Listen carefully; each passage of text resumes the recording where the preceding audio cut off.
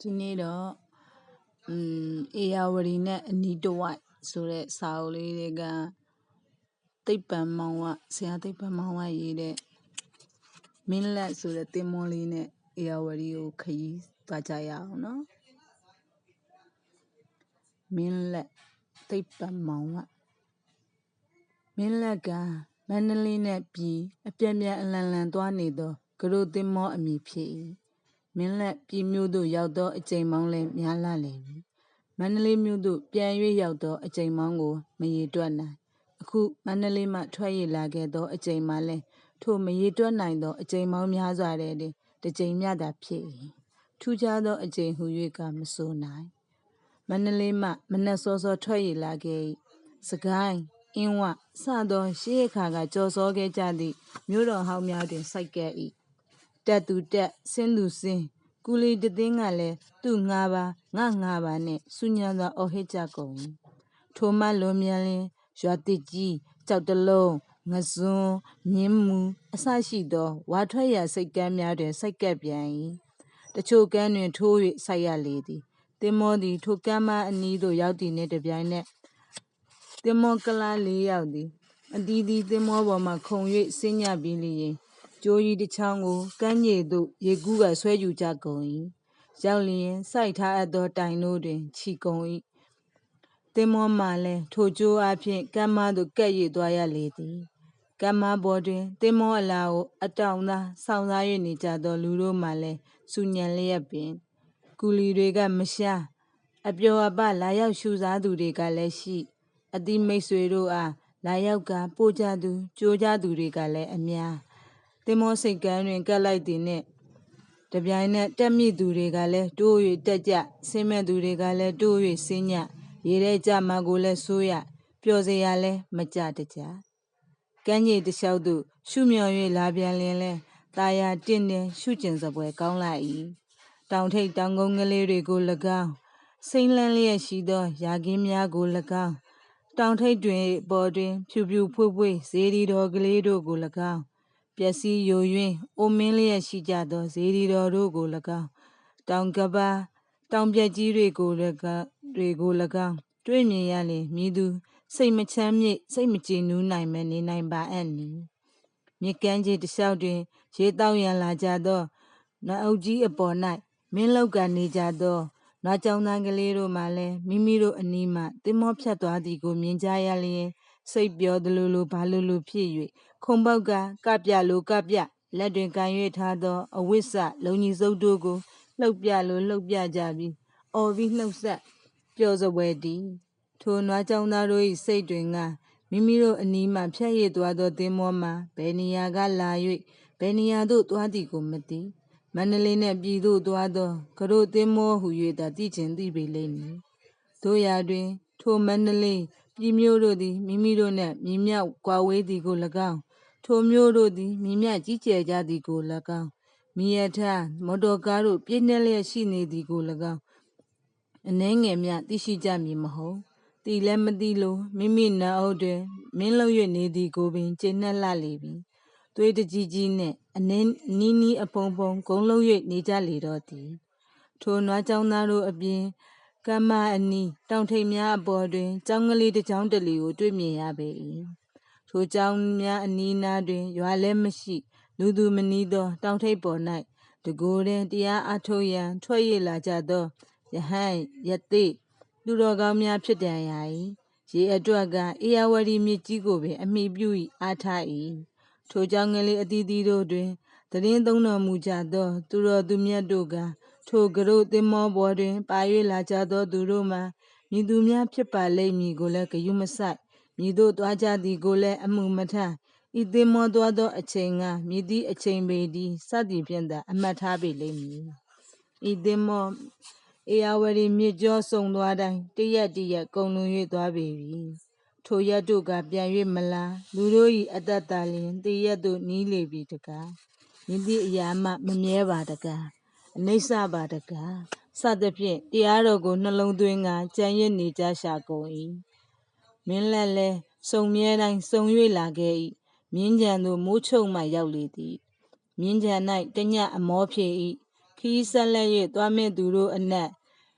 လည်းမြို့ပေါ်သို့တက်၍လဲလိုလဲမြင်းညံရှိအတိမိတ်ဆွေတို့ကလည်းဆင်းလာပြီးလျင်နှုတ်ခွန်းဆက်ကြသည်လည်းမရှားညနဲ့လျင်အိတ်ကြပြန်၏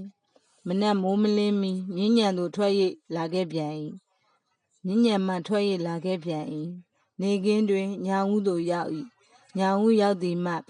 ပကံလွန်သည်တိုင်အောင်မိုင်မောင်း4-5မိုင်ခန့်ရှိ၏သင်္ဘောပေါ်မှနေ၍ဖူးရသောဇေဒီတော်ပထိုးတော်တို့ကမရေတွက်နိုင်ဘူးဖျို့ဖျဲပြိုကွဲပျက်စီးနေကြသည်လည်းရှိ၏အစိုးရကြောက်စာဌာနမှပြုပြင်ထားသည်တို့လည်းမရှားအနောယထာကျန်စစ်သားတို့တီထားခဲ့သောရွှေစည်းကုံဇေဒီတော်မြတ်မှစ၍များစွာလာသောဇေဒီပထိုးတို့ကိုဖူးမြော်၍မကုန်နိုင်အရှုံးပေးရ၏ဒီမှာကအာနန္ဒထိုမှာကရွှေကူကြီးထိုနီးကတပ်ပေညု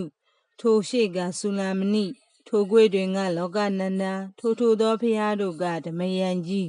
ဓမ္မရာဇိကမင်္ဂလာဇေဒီအစရှိသဖြင့်များလာထွေရေတွက်၍ပင်မကုန်နိုင်ထိုတဝိုက်တွင်ချီကြီးနန်းကြီးပြကြီးတို့ထွန်းကားခဲ့ပေပြီကာလကြံလျင်ထိုတဝိုက်မှာပင်ထိုထီကြီးနန်းကြီးမြို့ကြီးတို့ပျက်စီးယိုယွင်းခဲ့ကြပေပြီထိုပကံကမ်းမော်တွင်မဆွင့်မြင့်ဆောက်ကြောက်အုပ်တို့ဖြင့်ပြီးသောဇေဒီပထိုးတို့ကတို့သင်္ဘောကလေးဖြတ်၍သွားသည်ကိုအမှုမထားအိန္ဒိသိက္ခာတော်ကြီးမားစွာနှင့်တည်နေ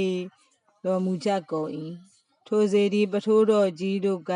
ပကံမြေကြီးစီကားကြီးကျယ်သည်ကိုလည်းကြုံတော်မူခဲ့ကြပေပြီဒီနောက်တရုတ်ပြည်မင်းလက်ထက်တရုတ်စစ်တပ်ကြီးချီတက်လာသည်ကိုလည်းကြုံတော်မူခဲ့ကြပေပြီထိုတရုတ်စစ်ကိုခုခံကာကွယ်ရန်မိမိတို့နှင့်အတူတည်ထားခဲ့သောဇေဒီပထိုးတော်တို့ကိုဖျက်ဆီး၍မြို့ကန်တက်ကြီးတီလုပ်သည်ကိုလည်းကြုံတော်မူခဲ့ကြပေပြီမိမိနှင့်ဖွားဘက်ဖြစ်ကြကုန်သောဇေဒီပထိုးများမိုးလေဝသအတွက်ပျက်စီးကုန်ကြသည်လည်းကြုံတော်မူခဲ့ကြပေပြီမိမိတို့သာလျှင်ကြံရစ်တော်၏မိမိတို့ကိုယ်တိုင်လည်းအမြဲတည်မည်မဟုတ်တနေ့၌ပျက်စီးရပေဦးမည်မိမိတို့သာမဟုတ်လောကတွင်မြင်သမျှလူသူတ attva အရာဝတ္ထုတို့လည်းပျက်စီးကြရမည်သာသည်ဟူ၍မဆိုကြတော့လဲဆိုတော်မူကြပြီသို့မတုံမလှုပ်ကြံရစ်ရှာတော်မူကြကုန်၏သင်္ဘောလည်းတစ်နှစ်ပတ်လုံးစုံမြဲတိုင်းစုံ၍လာခဲ့၏နေမင်းလည်းညနေ6 နာရီအချိန်ရောက်လျှင်ဤသောအယောင်တို့ကိုလွတ်၏ထိုဤသောအယောင်တို့ကဧရာဝတီမြစ်ကြောပေါ်သို့ကျလျင်မြစ်တစ်မြစ်လုံးနီရဲကြီးနေပေ၏စိတ်ကြည်နူးဝဲကောင်းလှပေ၏အတန်ကြာလျင်နေမင်းသည်အနောက်ရိုးမတောင်ကြားသို့ဝင်၍သွား၏အလင်းရောင်သည်ပျောက်၍သွား၏ဧရာဝတီမြစ်ကြီးလည်းနီယာမှဝါယာမှခရမ်းရောင်မှအပြာမှအနက်ရောင်သို့ကူးပြောင်း၍သွားတော်တည်းသင်္ဘော၌မိထွန်းကြရ၏အတန်ကြာလျင်ခလန်းလန်းမှထိန်ထိန်လင်းဝင်းပြောင်ဓာတ်မီးရောင်တို့ကိုမြင်ရလေသည်အံ့ဩကလှမ်း၍ကြည့်ကြ၏တယောက်နှင့်တယောက်မေးမြန်းကြကုန်၏ထိုတဝင်းတပြောင်နှင့်နေသောနေရာကရေနံချောင်းမြို့ပေသည်အဝေးကမြင်ရလျင်သာရပါ၏ရှုကျင်ပွဲကောင်းလှပေ၏မကြာမီရေနံချောင်းစိတ်ကမ်း၌သင်္ဘောစ၏အချိန်မရှိတော့သဖြင့်ထိုနေရာမှာပင်တညစခန်းချပြန်၏မြင်းညံမာတုံးကကဲ့သို့ပင်ဆင်းသူကဆင်းတက်သူကတက်နှုတ်ဆက်လာသူတွေကလည်းမရှာမနက်စောရေနံချောင်းမှထွက်လာပြီးလျင်မကွေးမင်းမှုအစရှိသောစိတ်ကမ်းတို့တွင်အစဉ်တိုင်းစိုက်ကဲ့၍လာခဲ့၏သင်္ဘောအတွင်း၌ပါလာသူတို့ကမိမိတို့ရောက်လိုရာအရပ်မိမိတို့ကိစ္စအမျိုးမျိုးဆွေမျိုးအပေါင်းတို့၏အကြောင်းများကိုသာပြောဆို၍လာကြကုန်၏စိတ်ကူး၍လာကြကုန်၏အချို့မှာအိမ်လျက်အချို့ကသားကလေးသမီးကလေးတို့ကိုချော့နေထမင်းဆိုင်နှင့်ထမင်းဝယ်၍စားလာသူ4 ယောက်တို့မှာတိုင်းရေးပြည်စံရေးစပါးရေးတို့ကိုပြောကြဆွေးနွေး၍လာကြကုန်၏ထိုသူတို့အနာပလက်ကလထိုင်ပေါ်တွင်ပိုးတင်ငန်းဖြင့်ဥကောင်းတော်ကိုအုပ်ကာကျိန်းနေရှာသောဥပစင်းကအိပ်ပင်ပြောနေသလောထိုလူ4 ယောက်၏တိုင်းရေးပြည်အကြောင်းကိုပင်နားဆွင့်ငါထောင်နေပါသလောထိုပိုးတင်ငန်းကိုတော်၏အနီးကော်စောပေါ်၌သတင်းသုံးတော်မူသောကိုတော်ဥပစင်းကလေးကတကုံမဂဇင်းတွင်ပါသောဝတ္ထုတစ်ပုဒ်ကိုမင်းရှက်စွာဖတ်၍နေရှာတော်မူ၏ထိုကိုတော်2 ပါး၏အနားတွင်ကအဖိုးကြီး2 ယောက်ဓမြမှုအကြောင်းပြောကြ၍နေကြလေသည် သူတို့နှစ်ယောက်နဲ့ကပ်နေသောခက်လက်လက်ခက်ဝဝမှာကမိသူကိုမှဂယုမဆိုင်မိသူစကားကိုမှအရေးမလို့စီးရင်စာအုပ်တအုပ်ထဲတွင်ရေးသားထားသောစီးရင်များကိုသာလျှင်ရှင်းလင်း၍နေ၏ထိုလူ၏နောက်ဖက်တွင်အလွန်တရာမှညစ်ထေးလှစွာသောလင်မယားနှစ်ယောက်သည်ကဖတ်ဖြူလိတ်တလိတ်စီဖွာကစကားမပြောဆေးလိတ်အရသာကိုခံနေရှာကြကုန်၏အနာတွင်က3-4နှစ်5နှစ်အရွယ်သားကလေးသမီးကလေး3ယောက်မှထမင်းအိုးတစ်လုံးမှထမင်းကြံများကိုလူရက်ကစားတောက်နေကြကုန်၏သူတို့ရှေနာအဝိသေအစားသည့်နှင့်တင်မျိုးပေါ်တွင်ထိုင်နေသူကဒုရိယသတင်းစာကိုခက်ကြဲကြဲဖက်လျက်နေလေတော့တည်းကဏ္ဍလောကဒီဇင်ဘာ1931အခုဖတ်ပြပေးခဲ့တဲ့ဧရာဝတီနဲ့အနီးတစ်ဝိုက်ဆိုတဲ့စာအုပ်ကလေးကတော့ထောင်ဝင်စာပေးပို့ကြမယ်ဆိုပြီးတော့လုပ်တဲ့စာအုပ်ကမ်ပိန်းပေါ့နော်အဲ့စာအုပ်ကမ်ပိန်းမှာမဲပေါက်လို့ရခဲ့တဲ့စာအုပ်လေးတွေကအကြောင်းအရာလေးဖတ်ပေးတာဖြစ်ပါတယ်